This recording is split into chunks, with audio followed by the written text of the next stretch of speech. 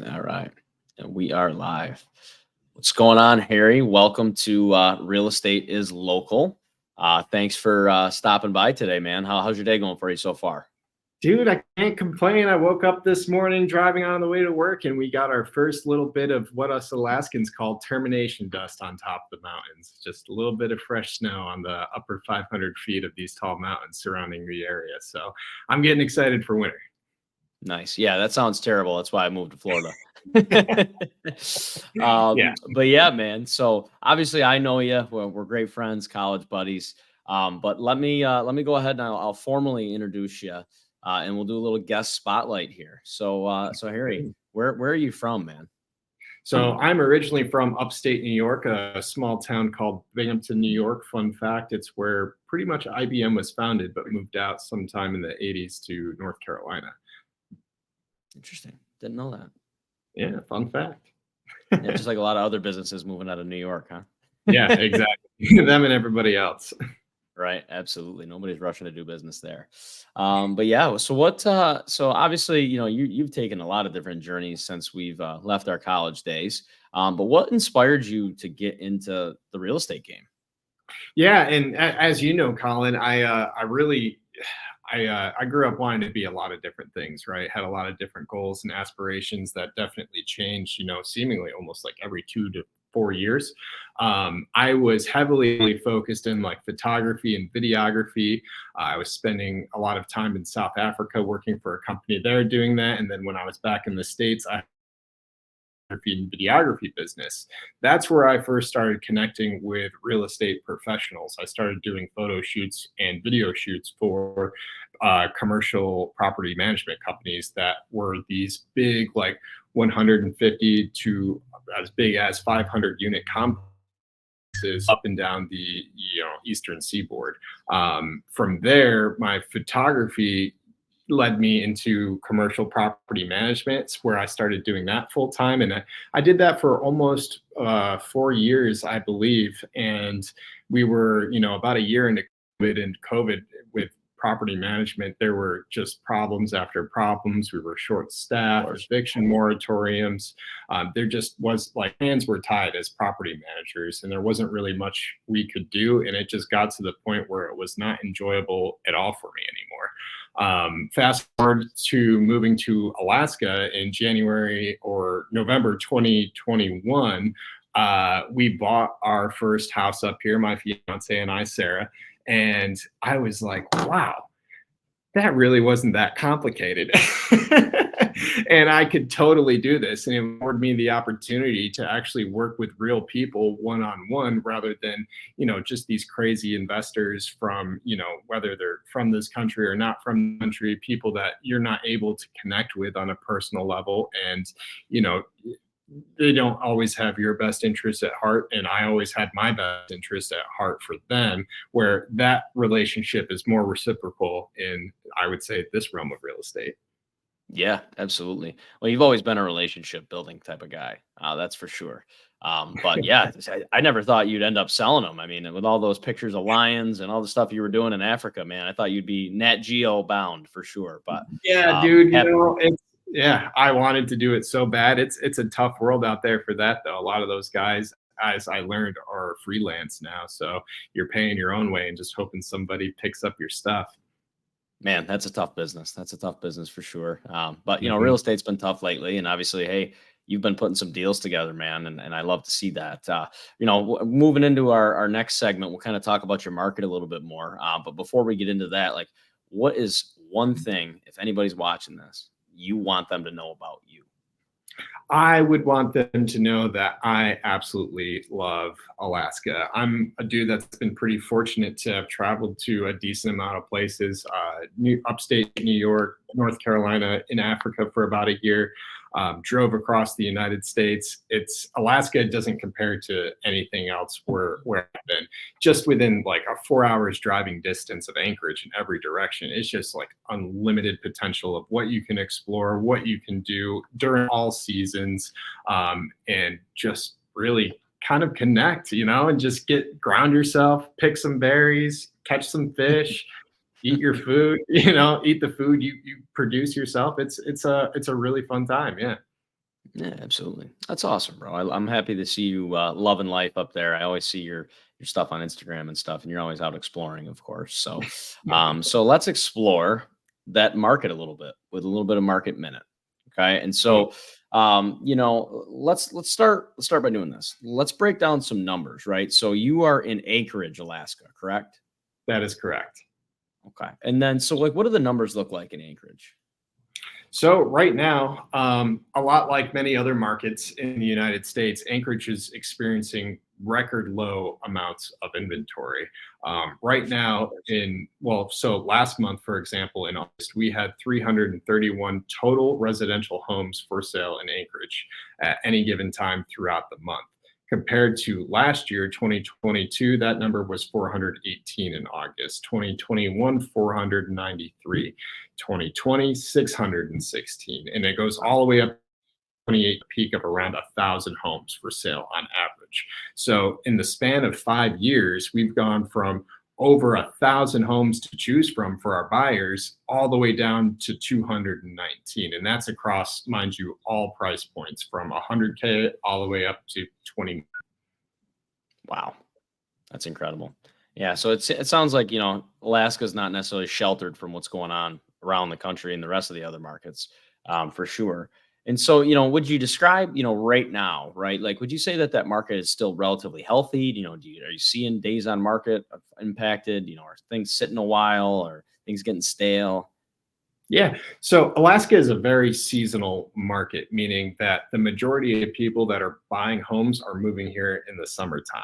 I moved here in January and I would not recommend it. So you naturally have like waves of busyness throughout the four seasons, and we're always busier in April, May, June, July, August.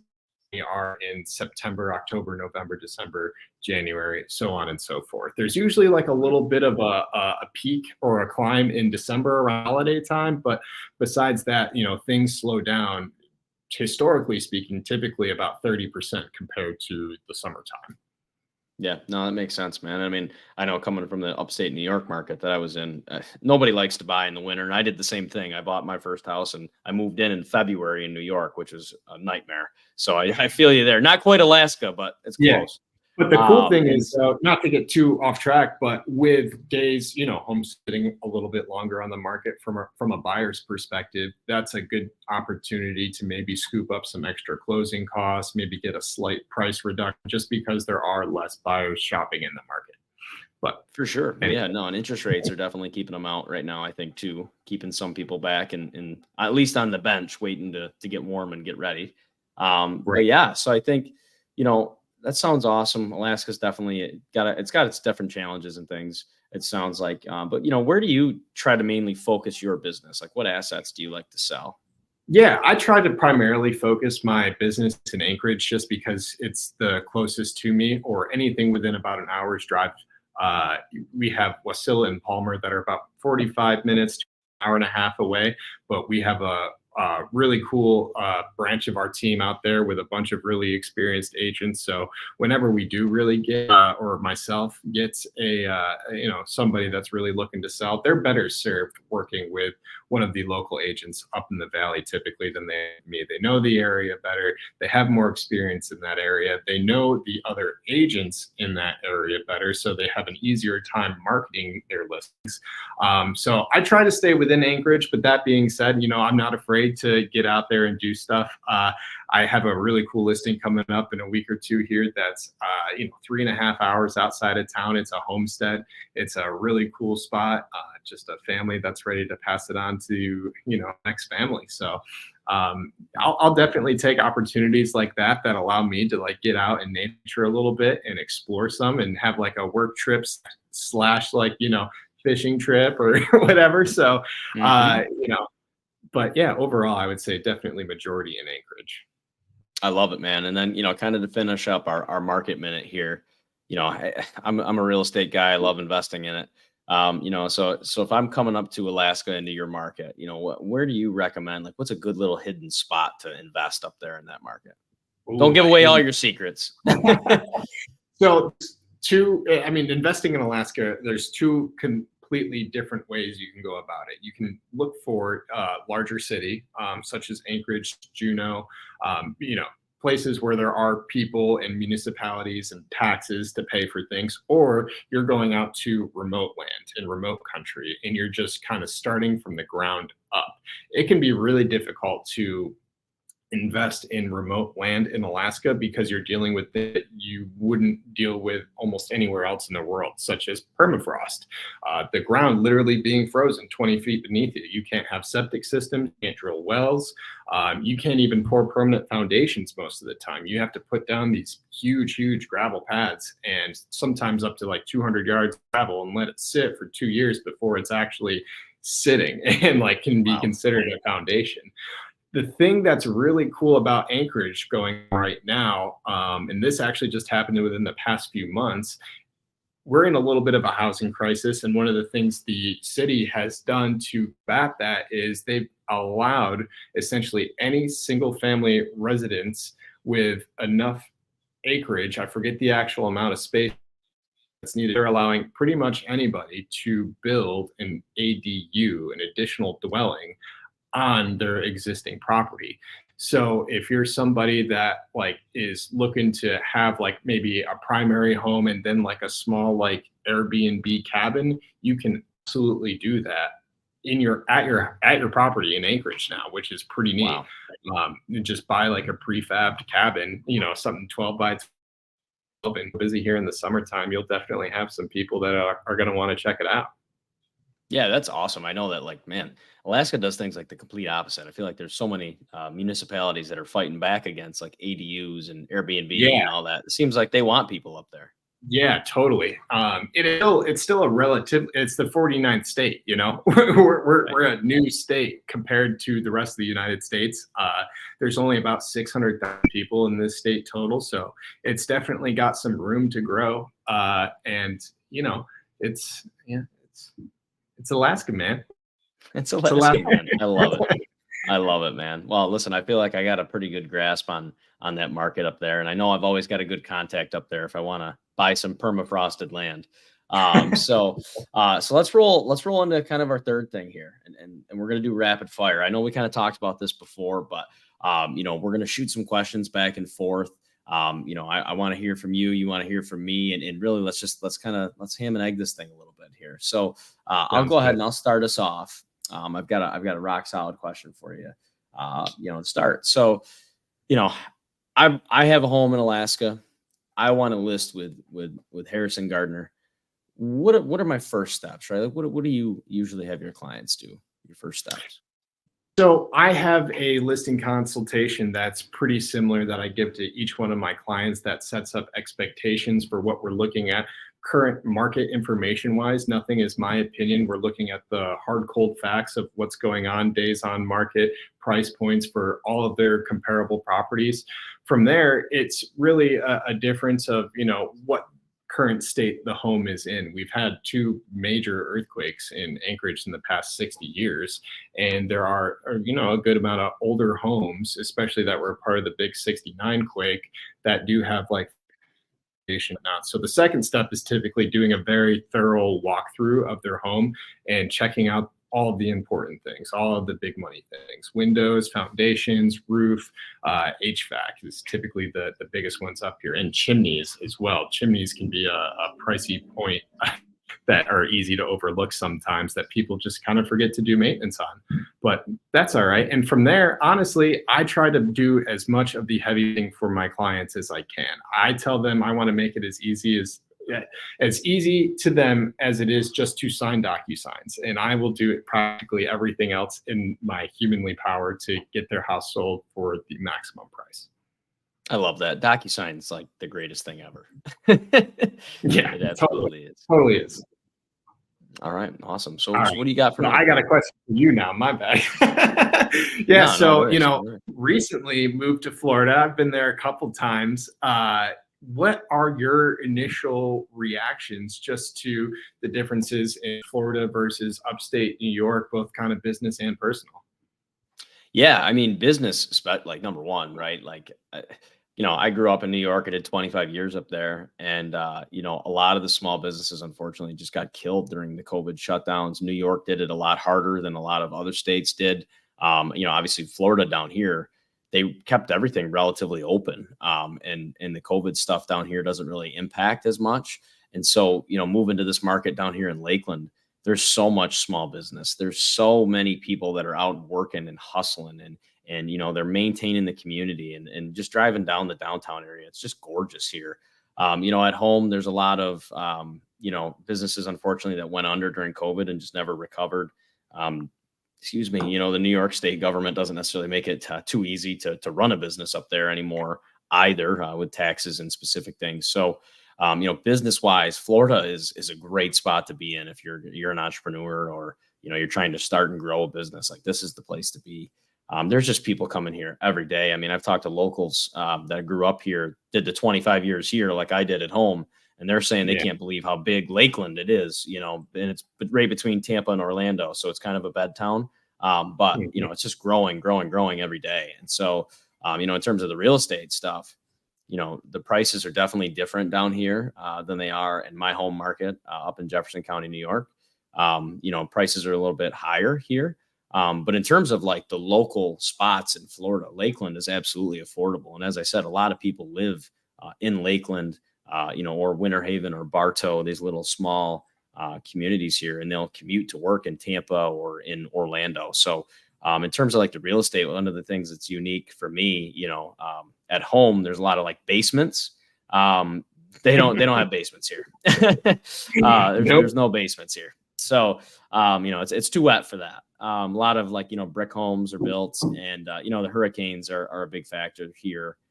Whereas like at home, it's the snow and the ice and all the salt and stuff. So, it's definitely been a lot different, like getting to know this market compared to at home. But, in terms of the real estate transaction as well, it's a lot quicker. It's a lot smoother.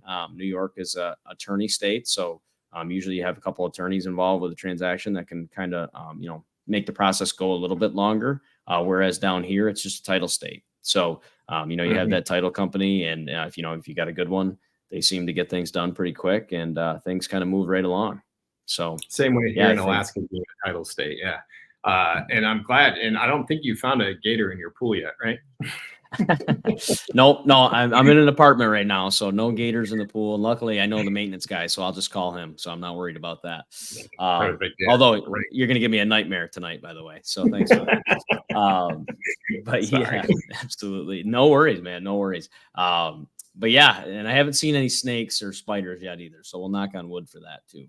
Perfect. They Um, must have a great pest but management company. they do. They really do. Awesome. So, kind of pivoting it back to you, man. Yeah. You said really, really record low in terms of inventory up there. We're seeing that all over the place, right? And so, this is the type of market where an agent, people get scared and they stop and they quit, or really people take market share.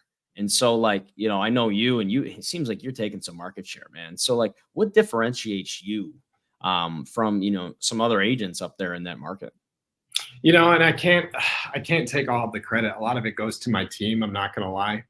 We did a state of our company yesterday at our quarterly sprint planning, and it was really interesting because we compared all the numbers, and we've consistently been one of the top 3 teams or mega teams in Alaska for the past like 10 years. But right now, we are, with the overall market being down 30% year over year, we are only 19-20% down. And that's like an additional 10 to 11% of market share that our team has scooped up from some of our competitors in this area this year alone. And I think a lot of it comes down to a few simple things, one being just really leaning into your sphere and like the people you care about and the people that care about you. Making sure that they're totally aware of like what's going on in the real estate industry, and how you're still here to help people, and people can absolutely still accomplish their real estate objectives even though interest rates are than we've used to been seeing for the past 3 years. Secondly, I think a lot of it just comes down to foundational training. Are you making your at minimum 5 to 10 contacts per day? Are you scripting with your coworkers to make sure that you're sounding correct on the phone or when you're doing podcasts?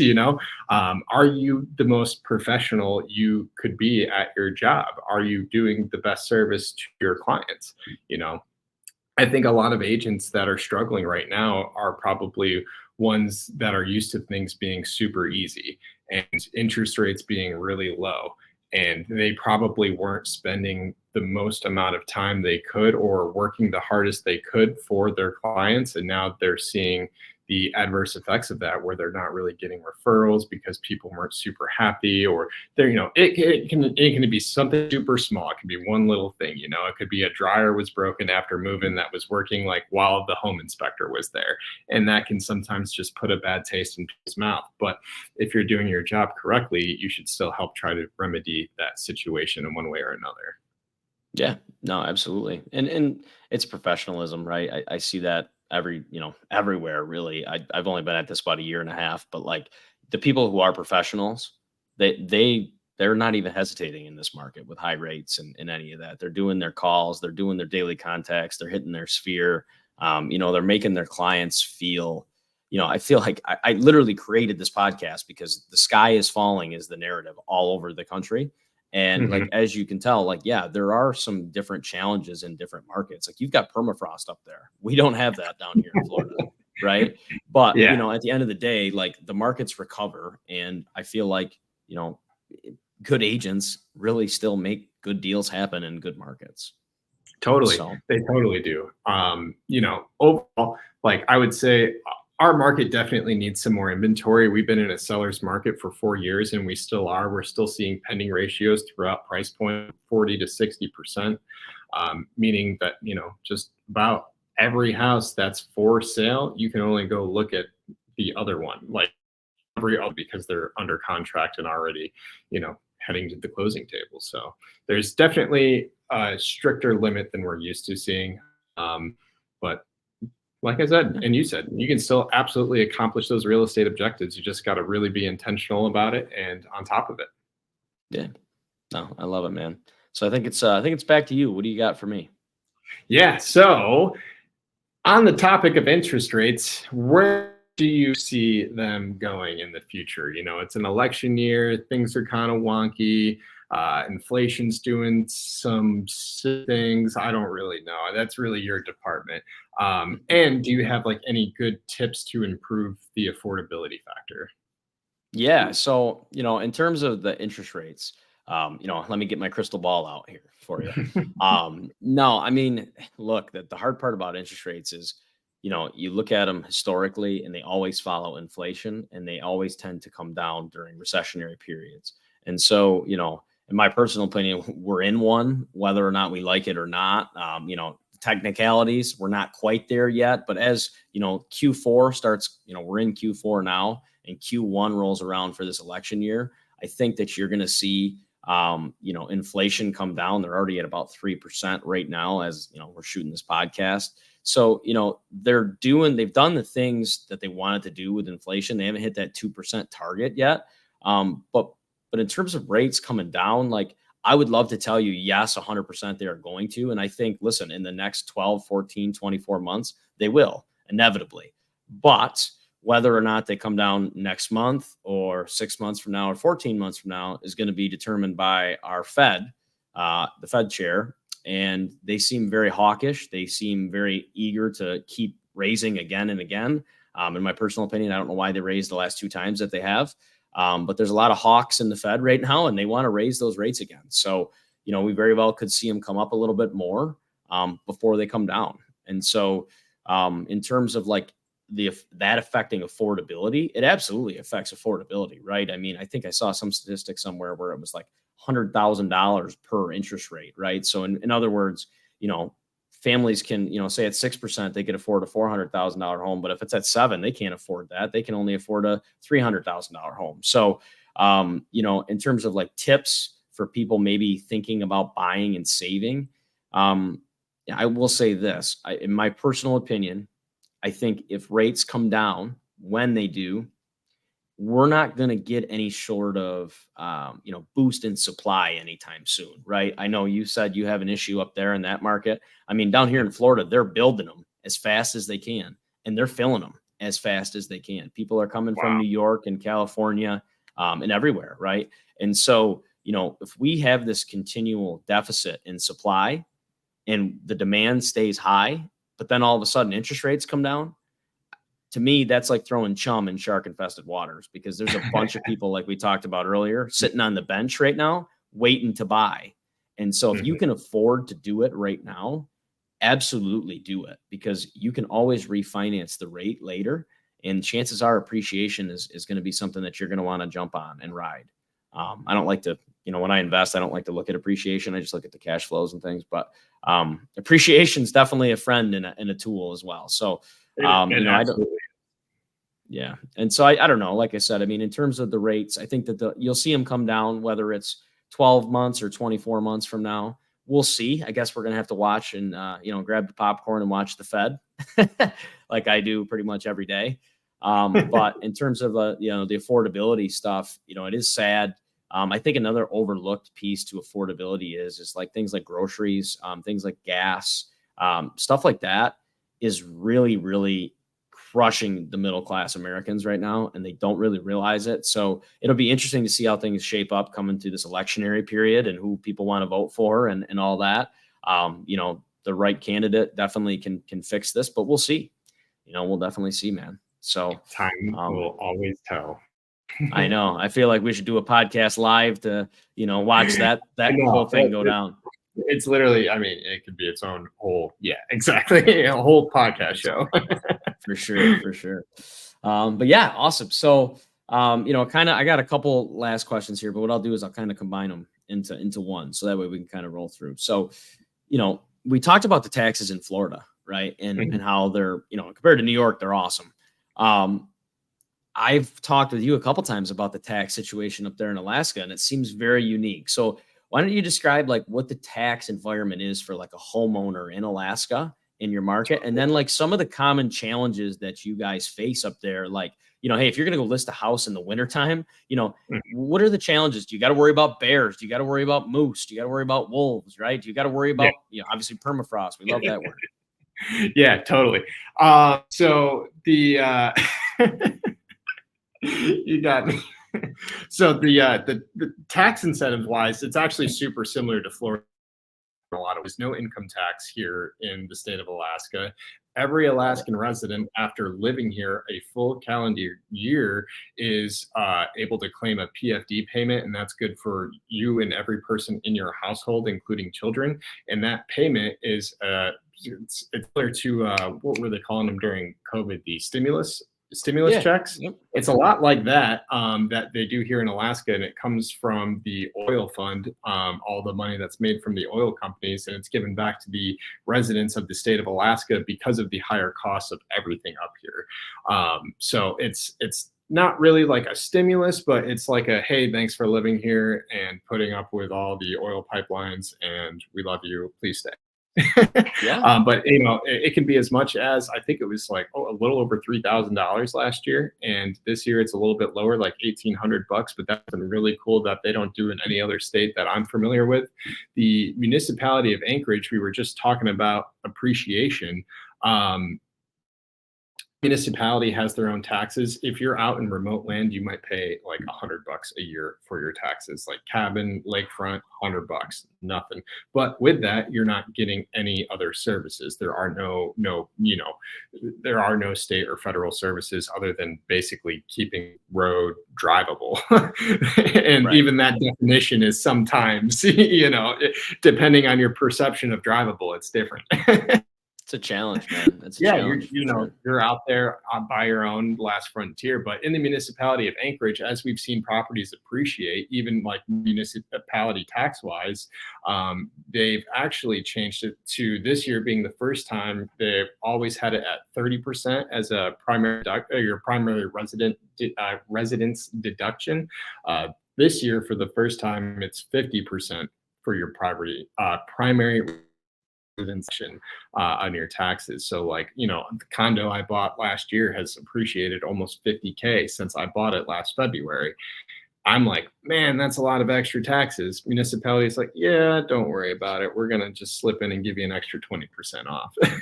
So that's cool. But other than that, there's no income tax, there's no sales tax. In Anchorage, there are sales tax in certain other cities. And they actually, for the first time ever, just started an alcohol sales tax, which I'm not fond of, but I get it. Well, it's big money. It's big money up there in the winter. Yeah, it totally is. And, it is what it is. So, all right. Well, back to you, Colin. I know you're super busy, dude. What are some things that you do like on a daily in your schedule that you have to do to just ensure overall success and happiness? Oh, man, some things I have to do daily to ensure success and happiness. Well, since I've been down here, I really take advantage of like the morning workout, like, even an hour. Like this today, I took a half hour. My gym's under construction, so I took a half-hour walk, right? Like that's been huge, like keeping myself like mentally right. But really it's just doing the things that I do every day, which is, I listen to a couple of podcasts about the economy. I listen to a guy named Barry Habib about, pretty much every day, just kind of getting a feel for like what the market is. And then, really it's about connecting with my partners, my realtor partners out there, understanding what their pains are. I do a lot of like one-on-ones each week with realtor, partners. I've got, I'm one class away from my master's in business. So I try to, really take a deeper approach and help them as like entrepreneurs instead of just as a loan officer. But really it's just hitting those calls to those realtors, making sure everything's good there with my partners. And then I roll it over to the clients. And for me, like, if you're a client with us on our team, we do it a lot differently. Kind of like what you were saying with your team. I'm super blessed. I'm a part of a fantastic team. I've got my team lead, Chris Andiorio, and I've got my partner, Sarah Matthews. And what we do is, I kind of do a lot of the front end stuff, and then we kind of load them onto the conveyor belt, right? And once they're on there, Chris gets to talk with them. They talk rate at a pretty high level. They understand what the environment looks like. My partner, Sarah, she pretty much takes over. She gets all the documents. She gets all that stuff we need. And we really kind of just rock them to the closing. And so, if I need to, a lot of times, for me, I love my first time buyers. So really, I answer a lot of phone calls, man. Like I answer a lot of calls, a lot of text messages. You know how it goes. I mean, people have questions. Unfortunately, they don't teach this to us in high school. So, it's really a privilege, I think, to be able to help people, because this is a huge, for a lot of them, it's the only home that they'll ever buy. Absolutely. Obviously, so that it's a huge step. Biggest investment for a lot of people in their entire lifetime. So it's a super cool thing to do. And that's, just like you, something I can really appreciate doing, like for a, job, like work, I like to think of it as like almost my passion at this point, but yeah, it is really cool. Yeah, it's fun, man. Like I said, and every now and again I get the investors, and those ones are the fun ones because I love to talk. You and I could talk real estate all day long, right? So I love to talk. I love to nerd out on the numbers and stuff like that. But really, for me, like consistency and phone calls has really been like my thing. And obviously I'm brand new in this market, so I do a lot of new and unique stuff. I try to have meetings with people that I've never met before and kind of go from there, man. But yeah, you gotta get yourself out there a little bit, get a little get out of my comfort zone. Yeah, Yeah, absolutely, man. All right, awesome. So we're running a little low on time. I know you got a busy rest of your day, so let's roll into my favorite part of the whole podcast, which is the hot topic discussion, and then we'll do a little closing time action afterwards. Okay, so for the hot topic today, I'm bringing a good one. So I know we were joking about it before the podcast, right? Terminator, right? So today's topic is going to be artificial intelligence, or AI. And so do you think AI will have a positive or negative impact on the real estate profession? And will it ever be able to replace the need for a realtor? It's a really good question, Colin. And I think it's something everybody kind of stays up and thinks about at night. Times, at least I know I do. It's as where AI is right now, and I was at a conference last week where it was discussed pretty early. It was compared to being, imagine when the first car came out, when Ford released its first, little buggy. and people are just like amazed. They can sit in this box and it has an engine that you pour this fuel into and you just go. And you have gas, you have brake pedal, and it is so cool. 50 years later, look at the cars we have now. It's so just seeing the way it's going to expand and what AI 2.0 looks like and what AI 3.0 looks like. I don't fully know. But I don't think it'll ever totally replace the need for that human element when it comes to real estate transactions. It's easy for us to come like somewhat normalized with just things being so computeristic almost. I'm so sorry. I'm getting a phone No worries, call. man. Um, I think it's really easy to normalize things getting like computeristic and just like filling out all this stuff online. But at the end of the day, like I know I personally want to talk to a voice I can trust just to either make sure that I'm doing the right thing or making the right decisions, or just at the end of the day, just to bounce something off somebody before really making a large commitment. Just to make sure I'm not crazy, computer is probably going to tell you to do it 99% of the time. So, I don't know. As far as like in our daily use, AI, I think it's a great tool to use as just that exactly, just as a tool. I don't think you should be, or I personally don't use it to like automate any parts of my business. But if I'm ever struggling with like some, marketing posts to do, I'll use the chat GPT as a tool to help me write sometimes. But besides that, that's about all I use it for personally, and helping actually map out ideas. Yeah. No, I mean, I'm on the opposite side of that. I use it every day. But I use it, a lot. Like really it's ideas, right? It's idea extrapolation. It's marketing stuff. It's really, it's a great tool, but that's all it is, in my opinion, right? It's only as good as the information that you feed to it. In terms of whether or not I think it's ever going to replace a realtor or a loan officer, um, I'm with you, man. Like when I call like a company and they have that AI, you know what I'm talking about? And they have the Yep. AI, like it drives me nuts. I hit zero as many times as I can because I just want to talk to a real person. I know Right. And it's so it's, I feel like, yes, there are a lot of things, there's a lot of jobs that are going to go away from this. There's no way around it. There are people that do remedial tasks that GPT, frankly, can already do.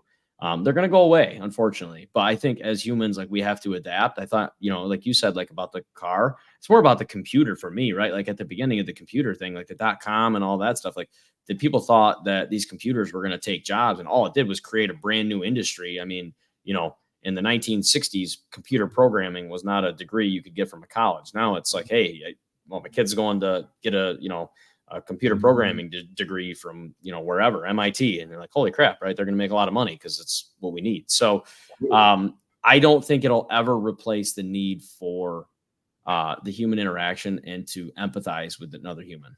There's lots of stories that I have that I obviously can't share. But there's lots of instances where people are in a tough spot. They've made some mistakes, they've done some things. And, at the end of the day, yes, there is a yes and a no component to my job. I use tools that tell me yes, no, right? You can't, hey, your credit score is rough, right? I don't think a AI robot is ever going to be able to say no, and then, put a plan together with a client, empathize with them, understand where they're at, help them develop a budget and check in with them accordingly and make sure that they, are doing the things that they need to do and help them get to where they want to go and really empathize with them. I think that's a huge component that people underestimate, in my opinion. Exactly. I couldn't have said it any better myself. I think it's, you hit the nail on the head. It's hard to ever have. I don't think a robot's ever going to be able to be a coach, No, How's no. it going to, yeah, I'll leave it at that. Yeah, no, I feel you, man. Awesome. So that was fun. So let's roll into in some closing time, man. Well, listen, first of all, I want to thank you for taking the time out of your busy day. I know you've got tons of listings coming up. I know you got tons of action going on and all that. And so really what I want to close with is this is going to be, I think, for people who are maybe thinking about like getting into this profession, right? I know it's kind of a scary time to get in, but like, when you got in, like, what's the best piece of advice that you've been given in regards to like real estate or really just growing your real estate business? You know, man, it's tough to really narrow it down to like one piece of advice. Um, if I could narrow it down to one thing, it's just you have to live, breathe, and talk about who you are and what you do. And sometimes the most interesting person in the room is the most interested. If you're the person, even if you're introverted and you're out there and you're in a new atmosphere, a new place, and you can just go up to another person and just start asking them questions about themselves, they're going to think a lot of you because you care about them and what they do and what they're doing. So that's really it. Just get face to face with people, talk to them. Right now, with such limited inventory, it's really a good time to like really hone in on skill sets and lean into your sphere, the people that care about you and you care about, because I think they're going to be the ones that end up taking most people through the foreseeable future. I love that, man. That's great advice. Yeah. Yeah. What about yourself? Yeah. I mean, for me, it's just like you said, best piece of advice when I've got really for me is like, if you're thinking about getting into this game, whether it's appraising, whether it's as a real estate attorney, a title person, agent, loan officer, you have to be comfortable, uncomfortable is pretty much what it is. If I could give one piece of advice, it'd be learn how to deal with it, right? Learn how to deal with uncomfortability, number one. But number two, something shout out Chris Andiorio, my team lead. He said day one, he's like, listen, answer your phone. It doesn't matter if it's a spam call. You always answer the phone. And so I always answer the phone, and you know how it goes. The telemarketers love me, man. So that would be my piece of advice for anybody that's thinking about going into this crazy world where we live. But yeah, so one last closing thing here, and then we'll do some social media stuff, figure out where people can find you and all that. But if you had to recommend one book or a podcast, even like a newsletter, something like that, for newcomers, whether they're buyers or potential real estate professionals, what do you recommend? And this is something I know you like too, but the Bigger Pockets podcast is something I listen to very frequently. It's something that when I'm at the gym and I'm doing a little bit of cardio, I can throw on and be interested enough to just keep me on those steps. Book wise, I've never been a strong reader. I think the kindergarten failed me. Never been super into books, but audiobook wise, Green Lights by Matthew McConaughey. It's not super real estate or real estate invested at all, but if you're looking for a good read or listen, Green Lights is really good. Real estate wise, there's a book that we all read about a year ago when we saw interest rates start to climb. It's called Shift. And I believe, let me double check who it's by. It might have been Gary Keller, but yeah, it is by Gary Keller. Okay, I was right. I feel like that's like Keller Williams. Yep, Shipped by Gary Keller. That's a really good real estate one for anybody that's looking to reevaluate their business and where they're at right now. Love it. Awesome. So thanks again dude. I'm going to obviously thank you 100 times because I know you're super busy and I love chatting with you. Thank you for having me on, dude. It's always a pleasure to get to catch up with you. Yeah, totally. For sure. And then, so, really to close things out, man, where are you at on social media and where can people find you? Instagram, Facebook, you can find me. I am at Harrison, AK Real Estate. So I'm pretty findable. Phone number is 907-231-6953. Give me a call. You can text me, or if you're more of an email person, harrison@rmgrealestate.com. I'm Nice. always in the chat, just like Colin is, and I also almost always pick up the phone as long as I'm within service. Nice. Yeah, a lot of dead zones up there in Alaska, I'm sure. Yeah, so, but I'll have all those links down in the description for this video on YouTube, and hopefully people will give you a follow, and if they want to see some cool Nat Geo pictures, that's the place to go. Totally. Well, I really appreciate it. And thanks again, Colin. I hope you're enjoying that Florida heat because it is 45 here and not warm. Yeah, it was about 105 when I just went outside. So a little bit different down here. But all right, man. Listen, have a great rest of your day, buddy. Peace out. You as well, man. Yep. See ya.